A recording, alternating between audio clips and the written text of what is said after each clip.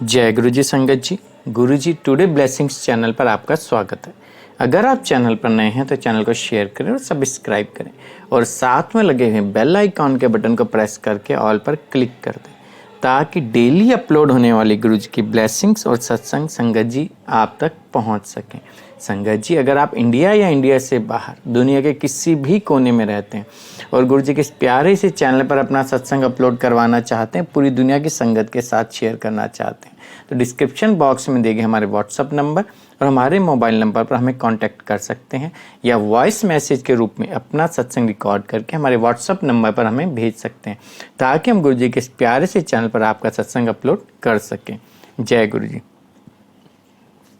संगत जी, आज का जो सत्संग है, आज का सत्संग पूरा दिल को छू लेने वाला सत्संग है। आपके अंतरात्मा को ये सत्संग झकझोर के रख देगा। ये सत्संग कैसे एक आंटी की शादी होती है, शादी होने के 2 साल के बाद उनके पति एक्सपायर हो जाते हैं, उसके बाद उनके जीवन में जो घटनाएं घटती हैं, कैसे गुरुजी उनको संभालते हैं। संगत जी, ये सत्संग अपने आप में बहुत गुरुजी की ऐसी महिमा और ऐसी ब्लेसिंग से भरा हुआ है, आप खुद हैरान हो जाएंगे कि गुरुजी कैसे संगत को फूलों की तरह रखते हैं, कैसे आंटी के जीवन को उन्होंने इतना सुंदर बनाया।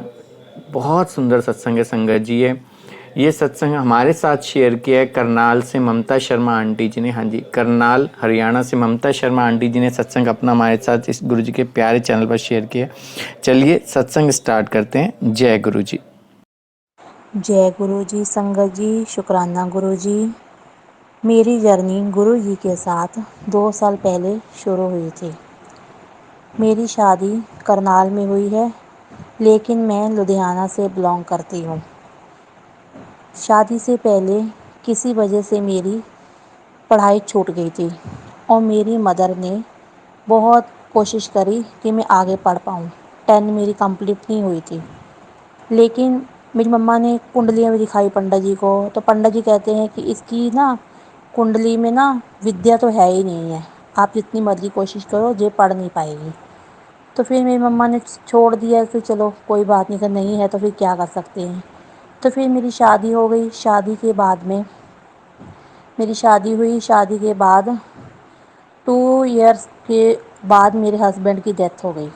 तो 1 साल का मेरा बेटा था। तो फिर मन बहुत परेशान, करें भी तो क्या करें, पढ़ी मैं हुई नहीं, करूँगी भी तो क्या करूँगी, बच्चे की परवरिश कैसे कर पाऊँगी, मतलब दिमाग में बहुत बर्डन पड़ गया। फिर मेरी बुआ जी थे जो इन लॉ फैमिली में, उन्होंने मुझे बताया कि ये गुरु जी हैं। तो मैंने गुरु जी की फ़ोटो तो बहुत बार देखी थी, मतलब बचपन से ही देखती आ रही थी। तो मुझे पता नहीं था कि ये गुरु जी पंजाब से हैं। लेकिन मैं देखती थी, मैं सोचती थी कि ये कौन से गुरु हैं जिनकी फ़ोटो लगी रहती है, कितना सुंदर इनका रूप है। तो मुझे ना कुछ भी नहीं पता था गुरु जी के बारे में। फिर मेरे को जब शादी के बाद पता चला मेरी बुआ जी से कि ऐसे ऐसे ये गुरु जी हैं और ये फिजिकल रूप में नहीं है, इन्हें चोला त्याग दिया है। फिर मेरे को बोला इन्होंने तो चोला त्याग दिया, फिर क्या ये कृपा करेंगे मेरे ऊपर। मेरी ये सोच थी गुरु जी को लेकर। लेकिन संगत जी, गुरुजी ने वो सोच मेरी एकदम से चेंज कर दी। मैंने बहुत कोशिश करी कि मैं पढ़ाई स्टार्ट करूं, लेकिन फिर मेरे को गुरुजी सपने में दिखाई देने लग गए। फिर मेरे को लगा कि शायद ये मुझे कुछ कहना चाहते हैं। फिर मैंने ना देखा कि मेरा बेटा छोटा सा था, कोई भी रिश्तेदार था, कोई कुछ कहता था, कुछ करता था, तो मेरे को ना सुना देता था कि तेरा बच्चा ऐसा, हम ऐसे करते हैं। फिर मैंने ना एक दिन सोचा, मैं कहा मैं एक ऐसा कोई गुरु का नामदान लूँ जो मेरे बच्चे के ऊपर अपना हाथ रखे। तो ये सोच कर ना मैंने ना कभी मेरे मन में ख्याल आए मैं रामपाल जी को अपना गुरु मान लूँ, कभी मेरे को मन में आए कि मैं ओम नमः नारायण वालों को अपना गुरु मान लूँ। लेकिन मेरे शुरू से मेरे मन में ये इच्छा थी कि मैंने उनको गुरु मानना है जो खुद भोलेनाथ का अवतार हो। लेकिन फिर जब मेरे मन में ख्याल आया कि ये गुरु जी है ना, गुरु जी का, इन गुरु जी को ही मैं अपना गुरु मानूंगी। उसके बाद में मैंने गुरु जी को ना अपना गुरु मान लिया। फिर उसके बाद में क्या हुआ कि मैंने ना सोचा कि अब मैं 10th कंप्लीट करती हूँ, पढ़ाई स्टार्ट करती हूँ और उसके बाद में ज़िंदगी में कुछ करूँगी अब बच्चे के लिए। फिर मैंने 10th के ना ओपन के रास्ते से मैंने अपने पे मतलब फ़ीस वगैरह जमा कर दी मैंने। फिर से मैंने अपनी स्टडी फिर से रीस्टार्ट कर दी। फिर करते करते मतलब मेरे को इतनी दिक्कत होती थी ना, क्योंकि 20 साल का गैप पढ़ाई में, पढ़ाई करने में भी दिक्कत होनी। फिर मेरे को बड़ी दिक्कत होनी और मेरा ना सेंटर जो पड़ गया वो कुरुक्षेत्र में पड़ गया। और मैं सोचती थी कि मैं इतनी दूर से पेपर कैसे देने जाऊंगी और कैसे करूंगी। भी कोई बंदा ऐसे हो ना, मेरे अप्रोच लग जाए, चलो ले दे के मेरी 10th मुझे कंप्लीट हो जाए। उसी दिन क्या हुआ, मुझे गुरुजी का मैसेज आया कि बेटा मैं तेरे घर में आऊँगा, तू मुझे पहचान लेना, तेरा काम मैं करके जाऊँगा। तो उस दिन मेरी एक बुआ जी फरीदाबाद से मेरे घर में आ गई। उनको मैंने बताया कि बुआ जी ऐसे ऐसे मेरा सेंटर ना कुरुक्षेत्र में पड़ा हुआ है, भी कोई अप्रोच वगैरह लगवा दो। तो वो काफ़ी हाई प्रोफेशनल लेवल पे उनकी जॉब है। तो उन्होंने पता किया, जो जहाँ मेरा सेंटर पड़ रहा था ना, उसका जो मालिक था ना मेरी बुआ जी की फ्रेंड का ब्रदर था। चलो ऐसे करके उन्होंने अप्रोच लगवा दी, मेरी हो गया। मतलब जैसे हुआ चीटिंग से किया, जैसे भी करवाया, मतलब गुरुजी ने मेरा करवा दिया। फिर उसके बाद में मेरा रिज़ल्ट आना था जून के महीने में। तो पूर्णमासी के एक दिन पहले मैं अपनी मम्मा के पास गई हुई थी और रात को ना बड़ी खुशबू आ रही थी और मेरा बेटा ना मेरी मदर के साथ सो रहा था। तो मेरा बेटा कहता, मम्मा रूम में कौन आया है, कौन आया है। मैं कहा बेटा कोई नहीं आया, आप ना सो जाओ। तो मेरा बेटा सो गया। और मुझे इतनी फ्रेगनेंस आ रही थी ना रूम में से, इतनी फ्रेगनेंस आ रही थी, और इतनी फ्रेगनेंस इतनी ज़्यादा आ रही थी, मुझे लग रहा था कि मैं बेहोश हो जाऊँगी, तो इतनी ज़्यादा मुझे फ्रेगनेंस आ रही थी। तो मैंने अपनी मम्मा को कहा कि मम्मा मुझे रात ना बहुत खुशबू आ रही थी, मेरे गुरुजी आए थे। मम्मा बोली अच्छा, अच्छी बात है, खुशबू आनी तो अच्छी होती है। तो चलो उस दिन मेरा रिज़ल्ट आया और मेरे इतने अच्छे, बहुत बढ़िया परसेंटेज मेरे आ गए। तो मैं अपने ससुराल वापस आई।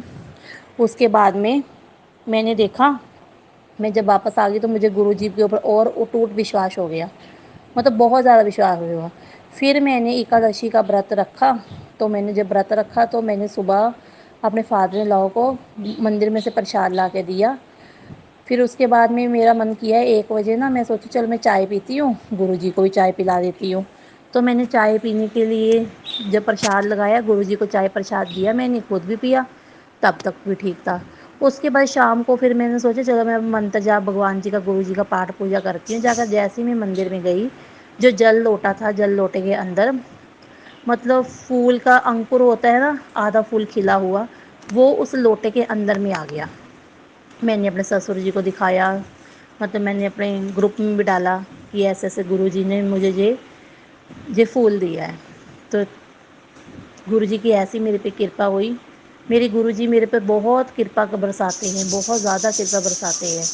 फिर एक दिन क्या हुआ, मेरे गुरु पूर्णिमा के बाद में 17 जुलाई को मैंने सोचा कि आज संडे है, आज मैं गुरु जी के मंदिर जाऊंगी। तो मैंने ना शिव पुराण घर में पढ़ना स्टार्ट किया था सावन मंथ में। तो मैंने सोचा कि आज मैं ना ऐसे करती हूँ, 2 बजे शिव पुराण पढ़ लेती हूँ, 4 बजे तक पढ़ूंगी, उसके बाद में मैं मंदिर जाऊंगी। तो मैंने शिव पुराण पढ़ना स्टार्ट किया। जब मैंने शिव पुराण पढ़ लिया, मैंने आरती वगैरह कर ली, तो मेरे घर में भोलेनाथ शिव परिवार की मूर्ति थी। और जितनी 3 मूर्तियाँ थी ना, वो शिव परिवार की जो मूर्ति थी ना, वो बहुत शाइन कर रही थी। मैंने देखा, मैं क्या ये मूर्ति इतनी शाइन कर रही है, क्या भोलेनाथ को पसीना आ रहा है। तो मैंने ना टच करके देखा तो मेरी फिंगर पे स्लिपिंग सी हो रही थी। उसके बाद में मैंने उसको चेक किया तो वो ना देसी घी की वर्षा हो रही थी। फिर मैंने चेक किया कि और फ़ोटो में से नहीं आ रहा था। जितनी भी भोलेनाथ की मूर्तियाँ थी हमारे घर में, 3 मूर्तियाँ थी, और तीनों मूर्तियों में से घी वर्षा हो रही थी। फिर मैंने ग्रुप में डाला तो गुरु भोलेनाथ में हमारी संगत भी आई दर्शन करने के लिए, मतलब बहुत कृपा हुई। तो गुरु जी ने मेरे को कहा कि तूने मंदिर में क्या जाना बेटा, तेरे घर में मैंने संगत ला दी है। ऐसे ऐसे मेरे गुरु जी ने वो करी है, मतलब मेरी ज़िंदगी सुधर गई गुरु जी को मिलने के बाद। जय गुरु जी, शुक्राना गुरु जी, बहुत कृपा करी है मेरे गुरु जी ने मेरे ऊपर। शुक्राना गुरु जी, अनंतम अनंतम शुक्राना गुरु जी।